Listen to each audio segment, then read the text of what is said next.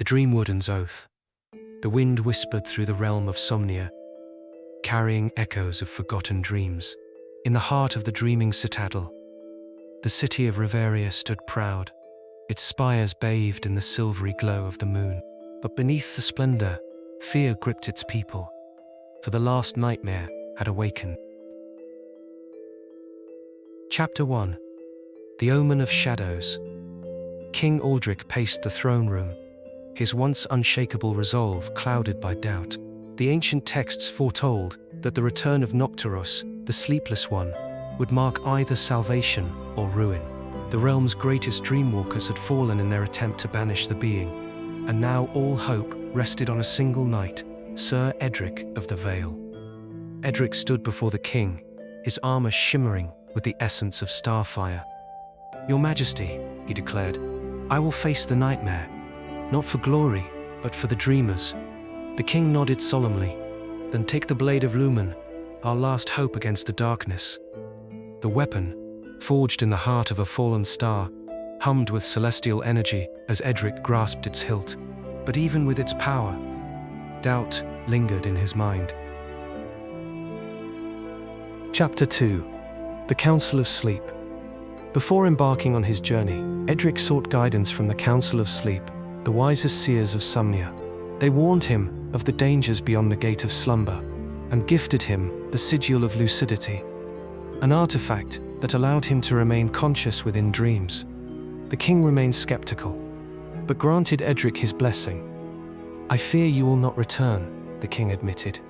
"Dreams are fickle things, and Nocturus is unlike any foe." Edric bowed. "Then I will prove that even nightmares can be faced."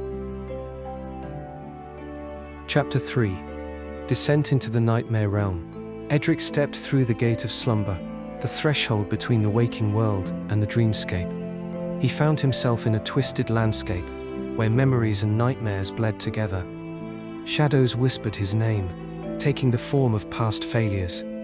As he ventured deeper, he encountered dream phantoms, creatures born from forgotten fears.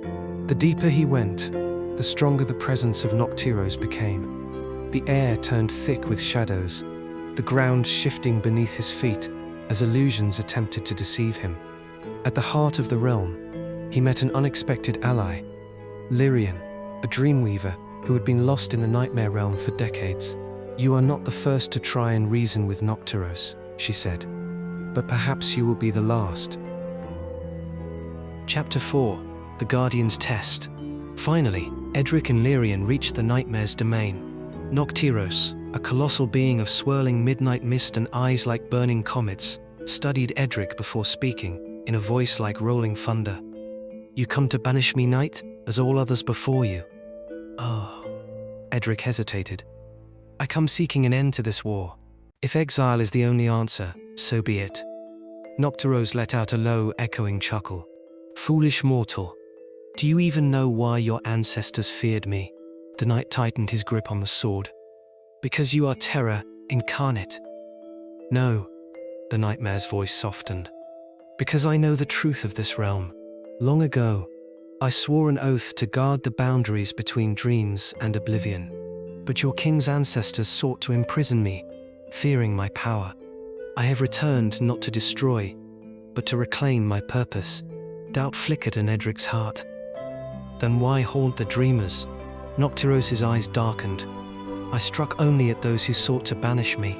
I do not wish for war, but if the realm sees me as an enemy, I must defend myself." Edric saw truth in the nightmare's words. Lowering his sword, he asked, "If I bring this truth to the king, will you stand down?" Nocturus bowed his shadowy head. "I swear it, upon the last oath of the Dream Wardens." Chapter 5. The War of Waking and Dreaming. Edric returned to Riveria, but the realm was not ready to believe his words.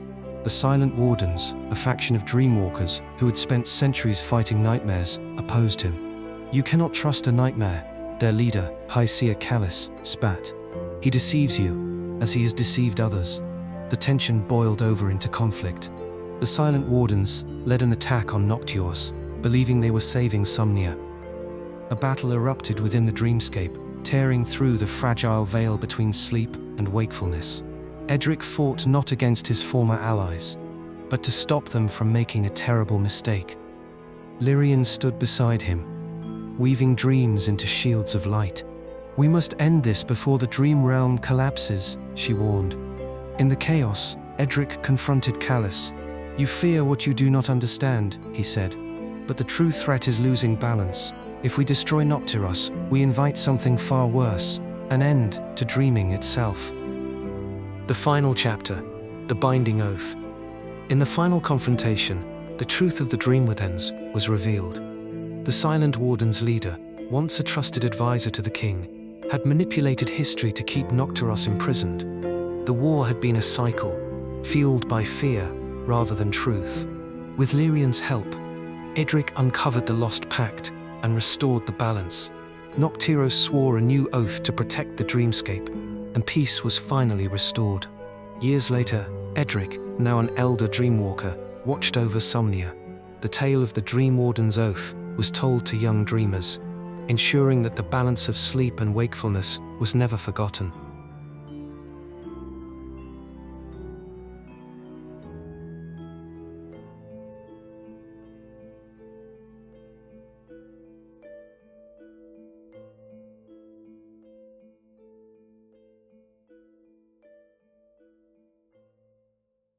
The Shadow of the High Tower, The Fall of Mordrath.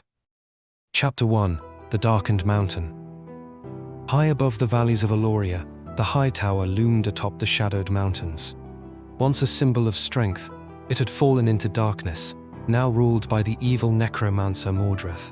Alara, a young warrior whose brother had fallen to Mordrath's undead forces, stood at the base of the mountain. Her grief and rage were the only things keeping her steady as she prepared for the final confrontation. With her were her companions, Fawn, the brooding ranger, Kef, the half-elf sorcerer, and Aiden, the nimble road. Together, they had journeyed across the land, braving Mordrath's dark minions.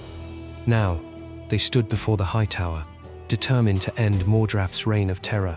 "The time for vengeance is now," Alara whispered. "We're taking back what he stole from us." Oma. The group pressed on, beginning their climb toward the fortress that had become a symbol of fear. Chapter 2, The Path of Shadows. The journey up the mountain was brutal, with bitter winds and treacherous paths, but Alara's resolve never faltered. Every step was taken for those who had fallen. As they reached the High Tower's gates, a chilling silence hung in the air. The massive doors groaned open, as if expecting them. Inside, the walls pulsed with dark magic, their glow casting long, eerie shadows. Strange symbols lined the corridors, each one an omen of the evil that lingered within. The further they ventured, the more Alara felt the weight of the necromancer's presence, as if the tower itself were alive with his power. "This place is a labyrinth of death," Kath warned, his eyes scanning the darkened halls. "Stay focused." The deeper they went, the more twisted and corrupted the High Tower became. The very air seemed thick with the screams of the lost souls trapped within. Yet they pressed on, determined to reach the heart of Mordrath's power. Chapter 3, The Necromancer's Throne. At last, they entered the chamber where Mordrath awaited. His form was grotesque, a hideous mockery of humanity, twisted by the dark magic he had embraced. His eyes, glowing with cold blue fire, fixed upon them as they approached.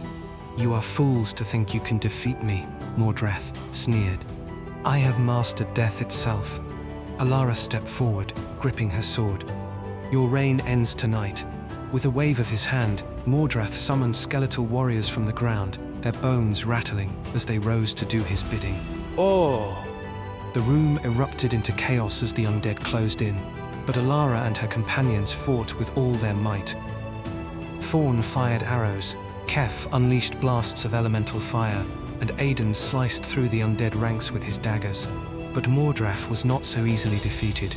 His dark power surged as he raised both hands, unleashing a wave of necrotic energy. The group was knocked back, struggling to regain their footing. "Why? You cannot defeat me," Mordrath hissed. "The Necronomicon is mine, and with it, I will become a god. The Necronomicon is mine." Chapter 4. The Heart of Darkness. In the center of the room stood an altar, upon which lay the Necronomicon. Its dark cover shimmered with forbidden power. Elara's heart raced. The book had granted Mordrath his immortality, but it had also enslaved the souls of countless innocents. If they could destroy it, they might break his power. As Elara rushed toward the altar, Mordrath's voice echoed in her mind. "You cannot stop what has already begun." He raised his arms, his body growing monstrous, shifting and contorting as the dark magic enveloped him. "Not if we stop you first," Elara shouted, driving her sword into the altar. The Necronomicon shattered with a deafening explosion of dark energy. The force sent Mordrath sprawling, his monstrous form disintegrating as the power of the Necronomicon unraveled. The undead crumbled to dust. Mordrath's screams filled the chamber as his body fell apart, his magic finally broken. The final chapter, the fall of the High Tower. The High Tower trembled as its foundations cracked. The dark energy that had long filled its walls began to fade, leaving the place hollow and lifeless. Elara and her companions stood amidst the ruin, breathing heavily but victorious. The necromancer was dead, and his dark grip on the land was gone. "We did it," Kath said, his voice low. Elara nodded, though her heart was heavy. "But at what cost?" she murmured, thinking of the countless lives lost to Mordrath's cruelty. The tower began to collapse, its ancient stones crumbling as the curse that had bound it was finally broken. The group made their way out, the last remnants of Mordrath's power dissolving in their wake. As dawn broke over the mountains, Elara turned to her companions. "It's over," she said, her voice calm despite the turmoil within. "Let's go home." And so, they left the crumbling High Tower behind, its shadow no longer a threat. But the scars of Mordrath's reign would never fade, and the heroes knew that their story would live on in the land's memory for generations to come.